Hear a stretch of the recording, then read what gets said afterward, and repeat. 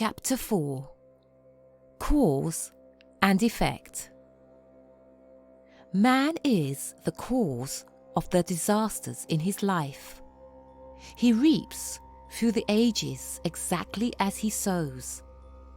Life is perfectly just and rewards every man according to his works. The fate of the present is the reaping of his sowing. It may be a distant past. Therefore, the disasters and sufferings of this life must not be attributed to the interference of a capricious and unreasonable God, for the truth is, they are due to the exact working of a perfectly just law. Fate, once created, is irrevocable. It can neither be fought nor evaded. By fighting against fate, man merely smashes himself to pieces. To do so is equivalent to running his head against a stone cliff. The harder he charges, the greater the damage to his head. But the cliff is unaffected. Fate, although largely self-created, is really the divine purpose of life. Therefore, to resist it is to fight against God. Fate, again, is not punishment in any vindictive sense. It is the drawing together of certain remedial experiences through which the soul can learn the lessons it has failed to learn in the past ages, and thus attain wisdom. The object is the highest good of the individual, although it may entail suffering and painful experiences. Because the disasters in man's life are due to past wrongdoing, it naturally follows that his future depends upon the kind of life that he lives today. If, in the past, he has created for himself a sequence of events and experiences from which it is impossible for him to escape, it is obvious that his future lives depend entirely upon how he lives the present one.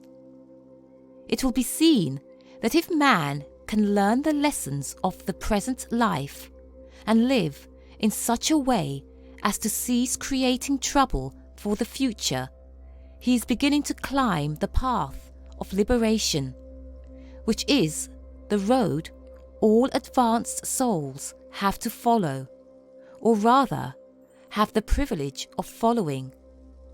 By following this path, man ceases to be bound to the wheel of fate.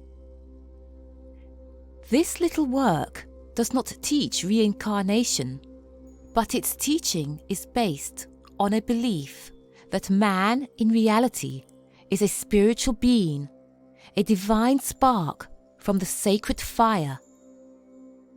A spiritual being is immortal, has no beginning or end, therefore always lives.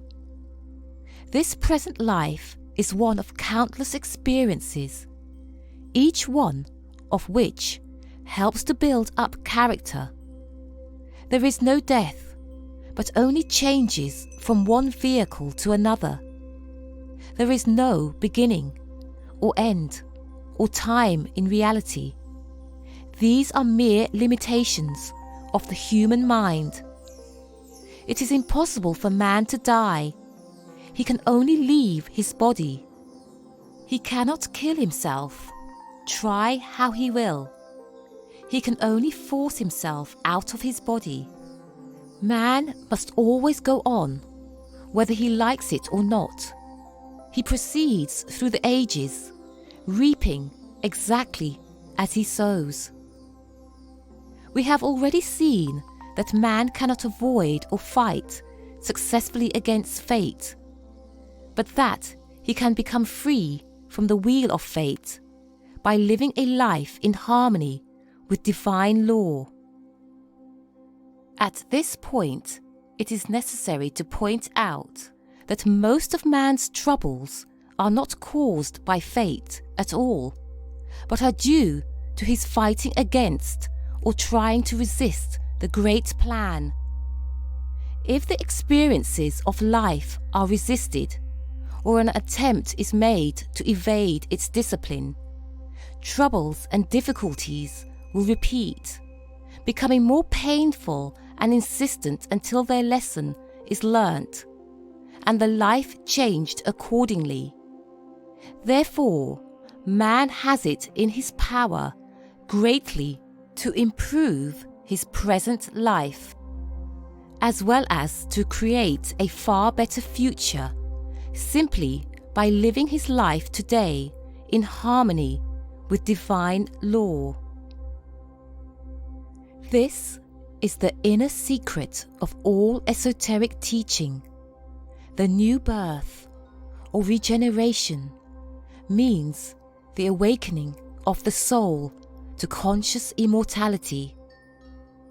The old self that was bound to the wheel of fate and the plane of cause and effect, from which it could never free itself, owing to the fact that it was continually binding itself to the wheel afresh, through following selfish desires, dies, and a new self is born. In other words, the consciousness is raised from the plane of sin and death, of sensuality and desire, of restriction and captivity, to the higher plane of spirit, where man realizes that he is a son of God. He discovers that the divine spark within is his true self. He realizes also that he has always lived in his real spiritual self. Beginning and end, like change and decay, belong purely to the material plane and have no place in reality.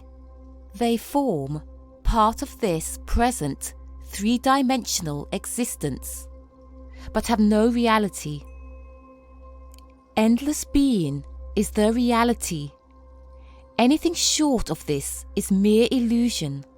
It is not necessary, therefore, to believe in the theory of reincarnation, or that all our experiences must of necessity take place on this plane. Sufficient to know that we can never die, that we cannot escape from ourselves, and that to neglect seeking with all our heart for union once again with our divine source is merely to prolong our sufferings. Further, it is necessary to point out that all thought and action have an immediate as well as a far-reaching effect.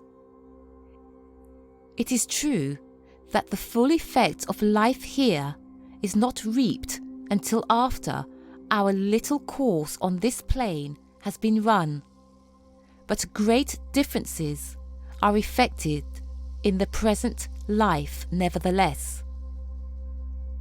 The way a youth makes use of or discards his opportunities either makes or mars to a very large extent his adult career. Opportunities, once allowed to pass, can never be recalled. Sins committed and wrongs done to our fellow men have an unpleasant habit of repeating themselves in a reversed way later in life. For instance, a man may get on in life, and in his selfish climb may trample on one weaker than himself, ruining him and driving him to despair. Years afterwards, he will probably be treated in exactly the same way by someone stronger and more favourably situated than himself. Therefore, there is an immediate sowing and reaping that finds fruition in this life. By immediate is meant within the compass of this life. The reaping may be delayed 10 or 20 years, but in the writer's experience it not infrequently comes.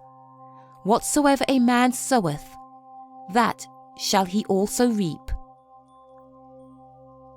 Those, therefore, who think that life is not just, and who whine and complain about the way they are treated, are simply increasing their own troubles. Until man realizes that the cause of all his troubles is within himself, he can never do anything to remedy matters, because, obviously, the only thing that is required is for him to change within. Man has to become changed within before his life can be altered.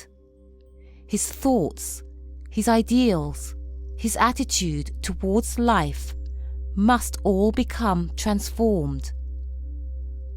When this change has been effected, he not only begins to repair his present life, but he creates a fairer and nobler life for the future.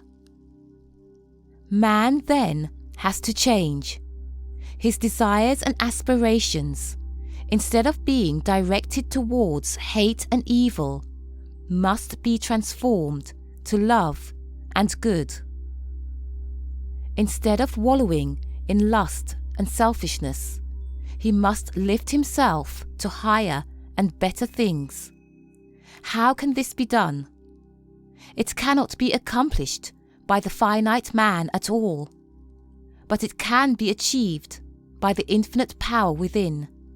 It is only when man realizes his oneness with the infinite and believes that omnipotent power is at his disposal that the spiritual power within becomes available.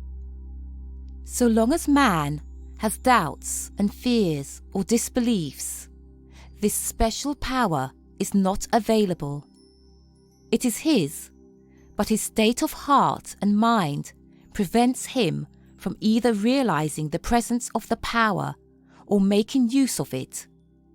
Before the machinery of a workshop can run, it must be connected up with the engine room. In the same way, man, before he can live the new life, must become one with the infinite life and power. Entering this new life of power does not take away life's experiences, its trials, troubles, and adversities, but the change within does prevent the creation of unnecessary troubles and suffering. Also, even a so-called unkind fate loses much of its power to wound, for the higher man rises into union with God and infinite love, the less power it has in his life. It still operates, but it fails to wound so deeply, for man, seeing with illumined eyes, knows that it is good that he has come to bless, and not evil that has come to slay. Painful fate loses its power to hurt when man ceases to resist it and meets it with open arms, seeking to learn the lessons that it has to teach. End of chapter 4.